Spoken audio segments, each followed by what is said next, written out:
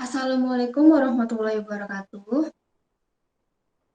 Pertama-tama, marilah kita panjatkan puji syukur kepada Allah Subhanahu wa Ta'ala karena telah memberikan rahmat, kesehatan, dan keselamatan sehingga kita dapat berkumpul di ruang virtual ini. Adapun topik yang akan kami bahas adalah Ragam Sastra Melayu Lama bagian Hikayat. Perkenalkan, nama saya Fiyadi Ramadhania. Saya sebagai moderator dan saya akan membimbing jalannya diskusi ini. Adapun anggota kelompok saya, Perkenalkan, nama saya Widyata Andriana Karima. Saya Nisa Nuratin. Saya Renita Octavia. Baik teman-teman, langsung saja. Kita mulai ke sesi pertama adalah pembukaan. Marilah kita mengucapkan basmalah bersama-sama. Bismillahirrahmanirrahim.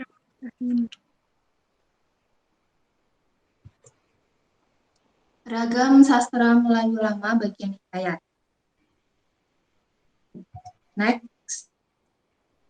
Sastra Melayu Lama adalah karya sastra di Indonesia yang dihasilkan antara tahun 1870 sampai 1942 sebelum Angkatan Balai Pustaka yang berkembang di lingkungan masyarakat Sumatera, seperti Langkat, Tapanuli, Minangkabau, dan daerah Sumatera lainnya, serta orang Tionghoa dan masyarakat Indo-Eropa. Lalu, materi pertama, hikayat. Pengertian hikayat. Hikayat adalah salah satu bentuk karya sastra, terutama dalam bahasa Melayu, yang berisikan tentang kisah cinta, cerita, dan dongeng, umumnya mengisahkan tentang kehebatan maupun kepahlawanan seseorang lengkap dengan keanehan, kesaktian, serta mukjizat tokoh utama.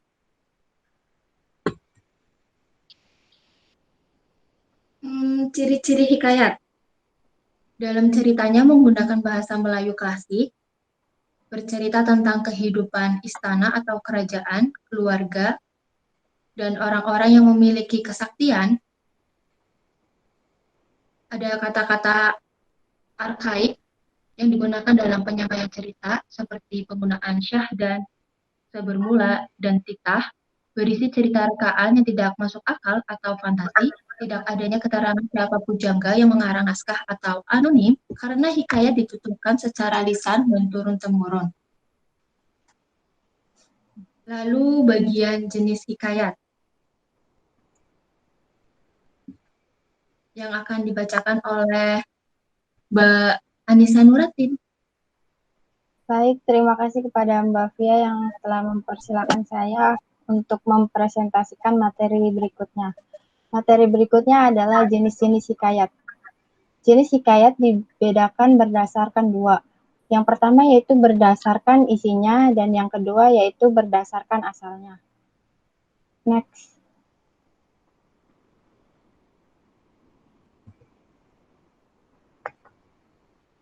Yang pertama yaitu jenis hikayat berdasarkan isinya.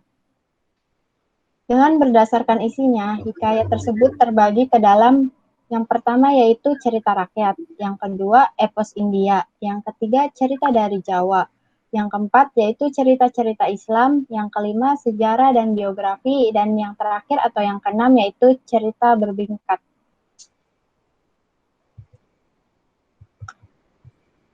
Untuk jenis hikayat yang kedua yaitu berdasarkan asalnya. Yang pertama yaitu hikayat berdasarkan Melayu asli. Contoh hikayat Melayu asli diantaranya adalah yang pertama yaitu hikayat Hang Tuah, bercampur unsur Islam. Yang kedua yaitu hikayat Si Miskin, sama bercampur unsur Islam. Yang ketiga yaitu hikayat Indra Bangsawan, dan yang terakhir yaitu hikayat Malim Deman. Yang kedua yaitu berdasarkan asal pengaruh Jawa yang diantaranya sebagai berikut. Yang pertama yaitu hikayat Panji Semirang. Yang kedua yaitu hikayat Cekel Weneng Pati. Yang ketiga atau yang terakhir yaitu hikayat Indrajaya dari cerita Angling Dharma. Next. Yang ketiga yaitu pengaruh Hindu-India. Contoh hikayat pengaruh Hindu-India adalah yang pertama yaitu hikayat Sri Rama dari cerita Ramayana. Yang kedua yaitu hikayat Perang Pandawa yang dari cerita Mahabharata. Yang ketiga yaitu hikayat Sang Boma dari cerita Mahabharata. Dan yang terakhir yaitu hikayat Bayan Budiman. Selanjutnya yaitu hikayat berdasarkan asalnya dari pengaruh Arab Persia. Contoh hikayat pengaruh Arab Persia diantaranya yaitu yang pertama adalah hikayat Amir Hamzah, pahlawan Islam. Yang kedua yaitu hikayat Bakhtiar dan yang terakhir adalah hikayat 1001 Malam. Terima kasih kepada Mbak Anissa Muratin. Materi selanjutnya yaitu struktur teks hikayat yang akan dibacakan oleh Mbak Widya Tantri Laili Ikrimah. Baik, terima kasih kepada Mbak Via sudah mempersilahkan saya untuk membaca materi selanjutnya. Struktur teks hikayat yang pertama adalah abstrak. Abstrak merupakan ringkasan ataupun inti dari cerita yang akan dikembangkan menjadi rangkaian-rangkaian peristiwa atau bisa juga gambaran awal dalam cerita. Abstrak bersifat opsional yang artinya sebuah teks cerpen boleh tidak memakai abstrak. Yang kedua adalah orientasi.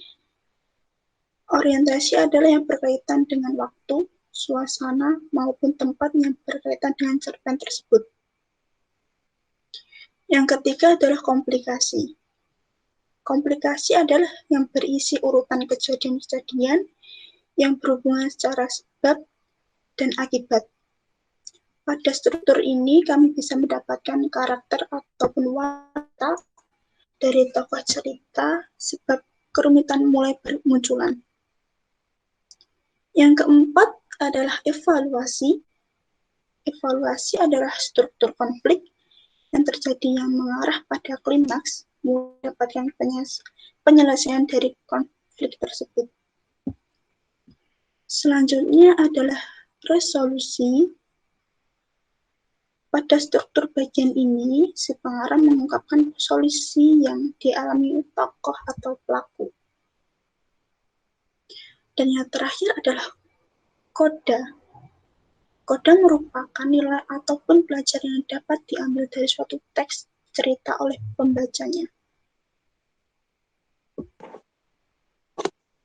Baik, terima kasih kepada Mbak Widya Tantri.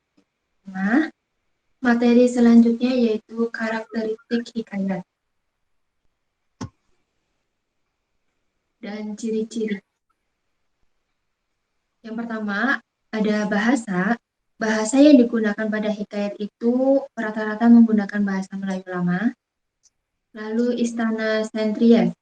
Pusat ceritanya itu berada di dalam lingkungan istana. Hikayat tersebut seringkali bertema berlatar kerajaan. Hal tersebut dapat dibuktikan dengan tokoh yang diceritakan. Contohnya seperti raja serta pangeran. Selain dari itu, latar tempat dalam cerita ini adalah negeri yang dipimpin oleh raja dalam suatu kerajaan. Lalu ada pralogis atau kemustahilan. Banyak cerita yang terdapat pada hikayat tidak bisa untuk diterima oleh akal. Kemustahilan dalam teks baik dari segi bahasa ataupun juga dari segi cerita. Kemustahilan ini berarti hal yang tidak logis atau juga tidak bisa diterima nalar. Contohnya seperti bayi lahir disertai pedang dan panah, atau seorang putri keluar dari gendang. Lalu bagian statis dalam hikayat ini memiliki sifat yang kaku dan juga tetap. Lalu ada kesaktian. Seringkali kita dapat menemukan kesaktian pada para tokoh dalam hikayat. Contohnya seperti Syahperi mengalahkan Garuda yang mampu merusak sebuah kerajaan. Raksasa memberi sarung kesaktian untuk dapat mengubah wujud serta kuda hijau. Lalu ada anonim. Anonim berarti tidak diketahui dengan secara jelas nama pencerita atau pengarang. Hal tersebut disebabkan karena cerita yang disampaikan itu secara lisan, artinya tidak jelas siapa yang membuat atau mengarang hikayat tersebut. Lalu yang terakhir ada arkais. Menggunakan kata arkais, bahasa yang digunakan pada masa lampau, jarang dipakai atau tidak lazim digunakan dalam komunikasi pada masa ini. Contoh, hatta, maka, itah, upeti, bejana, syahdan, serta juga sebermula. Lalu materi yang terakhir akan dibacakan oleh Mbak Renata Octavia. Baik, terima kasih untuk Mbak Via. Di sini saya akan membacakan materi unsur intrinsik hikayat. Di antaranya yaitu 1. Tema, merupakan suatu gagasan yang mendasari sebuah cerita. 2. Latar, yaitu tempat, waktu, serta situasi atau suasana yang tergambar dalam suatu cerita. 3. Alur, merupakan sebuah jalinan peristiwa dalam sebuah cerita. Yang keempat, amanat, merupakan sebuah pesan yang ingin disampaikan oleh pengarang melalui sebuah cerita. Yang kelima, tokoh, merupakan pemeran pada cerita. Penokohan merupakan gambaran watak dari sang tokoh. Yang keenam, sudut pandang, merupakan pusat pengisahan dari mana sebuah cerita dikisahkan oleh sang pencerita. Dan yang ketujuh, gaya. Gaya berhubungan dengan bagaimana cara penulis menyajikan sebuah cerita dengan menggunakan bahasa serta unsur-unsur keindahan lainnya. Unsur ekstrinsik hikayat. Unsur ekstrinsik pada hikayat biasanya berhubungan dengan latar belakang atau background cerita. Contohnya seperti latar belakang agama, adat, budaya, serta lain sebagainya. Unsur ekstrinsik ini juga berkaitan dengan nilai atau norma kehidupan dalam sebuah cerita. Contohnya seperti nilai moral, nilai agama, nilai budaya, nilai sosial, dan lain sebagainya. Terima kasih, saya kembalikan kepada moderator. Sama-sama. Demikian tadi presentasi dari kelompok kami. Mari kita mengucapkan hamdalah bersama-sama. Alhamdulillahirrabbilalamin. Saya sebagai moderator memohon maaf atas kekurangan dan berterima kasih untuk perhatiannya. Wassalamualaikum warahmatullahi wabarakatuh.